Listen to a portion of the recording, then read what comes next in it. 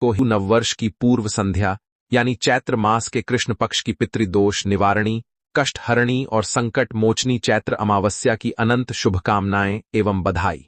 दोस्तों, आज का यह वृत्तांत बेहद ही महत्वपूर्ण, संवेदनशील एवं ज्ञानवर्धक होने वाला है, क्योंकि आज के इस अंक में हम जानेंगे कि साल भर में पड़ने वाली सभी तिथियों में से सबसे खास, जीवन के सभी कष्टों को हरने वाली और शत्रुओं तथा कर्ज को परास्त करने वाली चैत्र अमावस्या का क्या अलौकिक महत्व है। इस बार चैत्र अमावस्या को लेकर भक्तों के मन में अत्यंत उत्सुकता और श्रद्धा की भावना है, और इससे भी बड़ी बात यह है कि इसी अमावस्या के ठीक अगले दिन से आदिशक्ति माता भवानी की आराधना का महापर्व चैत्र नवरात्रि प्रारंभ होने जा रहा है। चैत्र नवरात्रि के प्रारंभ होने से ठीक पूर्व पड़ने के कारण यह चैत्र अमावस्या केवल एक सामान्य तिथि नहीं रह जाती, बल्कि यह आत्मा और घर की पूर्ण शुद्धि के लिए एक महासंयोग बन जाती है। ऐसे में लोगों के मन में कई सवाल हैं कि चैत्र अमावस्या के दिन पितरों को कैसे विदा करें, घट स्थापना से पहले घर की शुद्धि कैसे करें, क्या इस दिन पूजा पाठ और स्नान दान किया जा सकता है या नहीं। ऐसी संपूर्ण और प्रामाणिक जानकारी आपको इसी वृत्तांत में प्राप्त होने वाली है। धार्मिक मान्यताओं के अनुसार जब चैत्र माह की अमावस्या का योग बनता है तो वह दिन तंत्र मंत्र पितृकार्यों और आत्मिक उन्नति के लिए बहुत भारी और सिद्ध माना जाता है। ऐसे में हम आपके लिए वैदिक पंचांग और शास्त्रों से एकदम सटीक जानकारी निकाल कर लाए हैं, जिससे आप यह जान पाएं कि आपको चैत्र अमावस्या का महान स्नान और दान किस प्रकार करना है और अपने रूठे हुए पितरों को कैसे प्रसन्न करना है।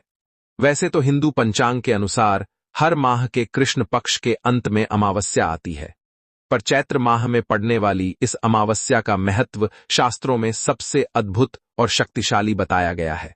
गरुड़ पुराण और मत्स्य पुराण के अनुसार चैत्र अमावस्या का स्नान और दान करने से व्यक्ति को अपने पूर्वजों का अक्षय आशीर्वाद प्राप्त होता है। चैत्र अमावस्या हिंदू वर्ष की अंतिम तिथि होती है, जिसके तुरंत बाद नववर्ष और चैत्र नवरात्रि का पावन अवसर शुरू होता है। ज्योतिष शास्त्र के अनुसार यह समय शत्रुओं के नाश और कर्ज मुक्ति के लिए एक स्वर्ण अवसर होता है। शास्त्र अनुसार चैत्र माह की अमावस्या नकारात्मक शक्तियों को जड़ से दूर करने की सर्वोच्च तिथि है।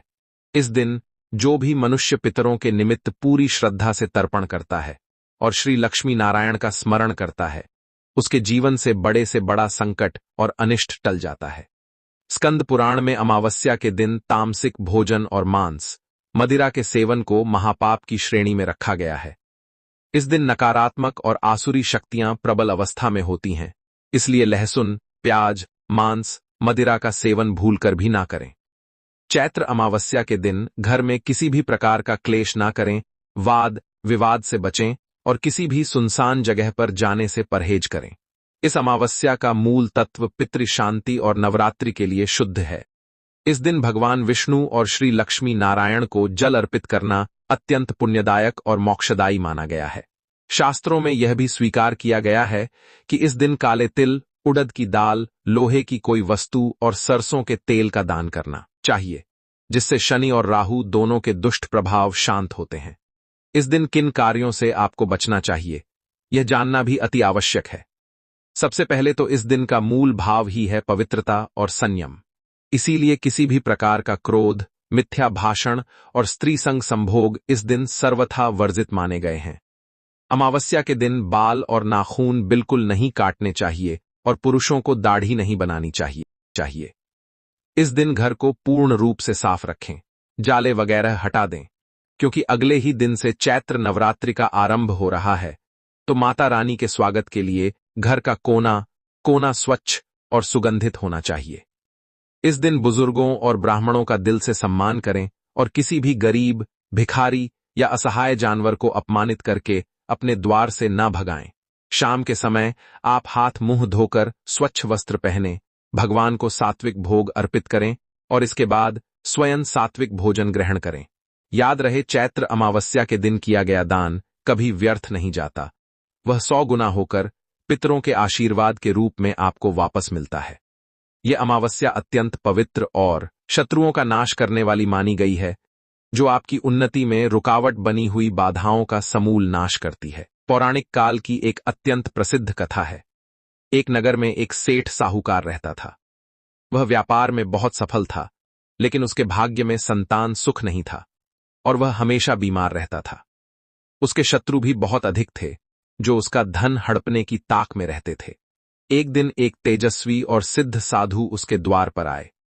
साहूकार ने अपनी व्यथा साधु महाराज को सुनाई। साधु ने ध्यान लगाकर देखा और कहा कि हे सेठ, तुम्हारे ऊपर भयंकर पितृदोष लगा हुआ है और तुम्हारे पूर्वज तुमसे बहुत रुष्ट हैं। साधु ने उसे उपाय बताया कि आने वाली चैत्र मास के कृष्ण पक्ष की जो अमावस्या है, उस दिन तुम पूर्ण विधान से व्रत करो, पवित्र नदी में स्नान करके पितरों का तर्पण करो और भगवान श्री लक्ष्मी नारायण की सच्चे मन से उपासना करो। साहूकार ने चैत्र अमावस्या के दिन पूरी श्रद्धा और निष्ठा से व्रत और पूजन संपन्न किया। उसने पितरों के नाम से प्याऊ लगवाई और गरीब असहाय लोगों को अन्नदान किया। इस सात्विक दान के प्रभाव से उसके पितृ अत्यंत तृप्त हो गए।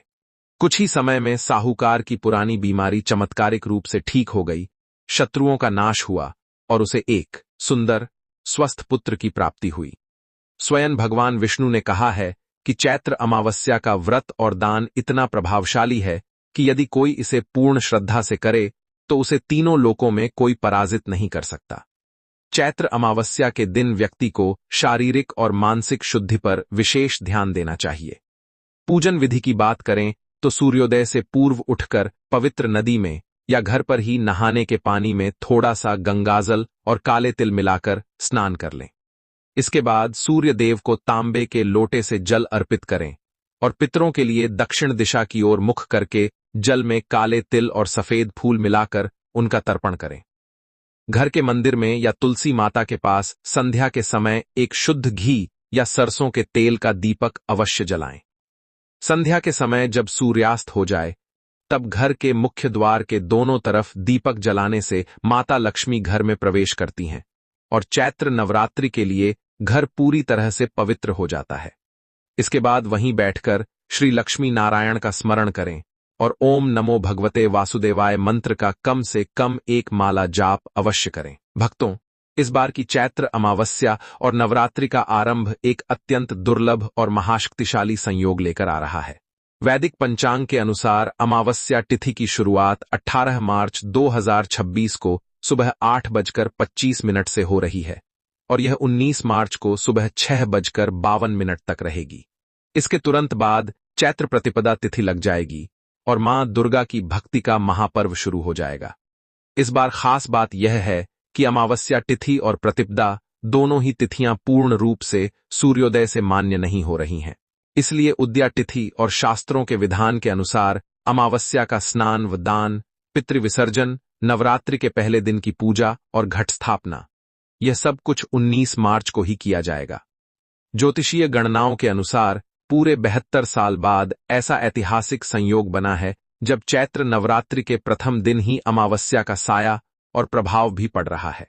इसके साथ ही सूर्य जब मीन राशि में प्रवेश करते हैं तब खरमास लगता है। इस बार खरमास की शुरुआत 15 मार्च से हो चुकी है और यह 14 अप्रैल तक रहेगा। ऐसे में नवरात्रि की शुरुआत 19 मार्च से हो रही है तो घट स्थापना के दिन खरमास का प्रभाव भी रहने वाला है।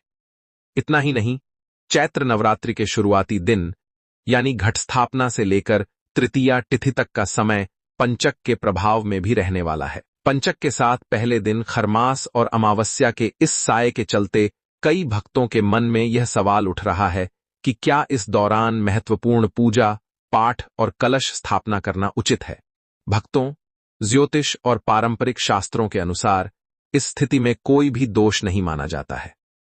नवरात्रि के दौरान घट स्थापना को नियत तिथि का अनुष्ठान माना गया है, यानी यह त्योहार से जुड़ी निश्चित और पूर्व निर्धारित तिथि पर ही किया जाता है। धार्मिक ग्रंथों में स्पष्ट रूप से बताया गया है कि जब कोई अनुष्ठान निश्चित त्योहार की तिथि से जुड़ा होता है तो पंचक, भद्रा, खरमास या अन्य ज्योतिषीय दोषों का उस पर कोई नकारात्मक प्रभाव नहीं पड़ता। इसलिए भले ही 19 मार्च को पंचक, खरमास या अमावस्या तिथि ही क्यों ना हो, चैत्र नवरात्रि के पहले दिन कलश स्थापना करना पूरी तरह से शास्त्र सम्मत है। मां दुर्गा से बड़ी कोई शक्ति इस ब्रह्मांड में नहीं है और उनकी पूजा सभी प्रकार की नकारात्मकता को खत्म करके जीवन में सकारात्मकता लाती है। कोई भी काल उनसे बड़ा नहीं हो सकता, क्योंकि वह स्वयं महाकाल की पत्नी है और संपूर्ण सृष्टि को ऊर्जा माता भवानी से ही मिलती है। इसलिए बिना किसी डर या संकोच के पवित्र मन के साथ आप 19 मार्च को घट स्थापना कर सकते हैं। घट स्थापना के लिए घर के ईशान कोण को गंगाजल छिड़क कर पवित्र कर लें, वहां चौकी पर लाल वस्त्र बिछाएं और मिट्टी के पात्र में जौ बोएं। उसी में जल से भरा कलश स्थापित करें, जिसमें गंगाजल, सिक्का, हल्दी, सुपारी और दूर्वा डालें। कलश पर आम के पत्ते और लाल चुनरी में लिपटा हुआ नारियल रखकर स्वास्तिक बनाएं और माता का आह्वान करें। भक्तों, 19 मार्च 2026 को कलश स्थापना यानी घट स्थापना करने के लिए पंचांग में 2 बहुत ही शुभ मुहूर्त बताए गए हैं। कलश स्थापना का पहला शुभ मुहूर्त सुबह 6:52 से शुरू होकर सुबह 7:56 तक रहेगा। वहीं जो भक्त सुबह स्थापना ना कर पाएं, उनके लिए घट स्थापना का दूसरा शुभ मुहूर्त यानी अभिजित मुहूर्त दोपहर 12:05 से शुरू होकर दोपहर 12:53 तक रहेगा।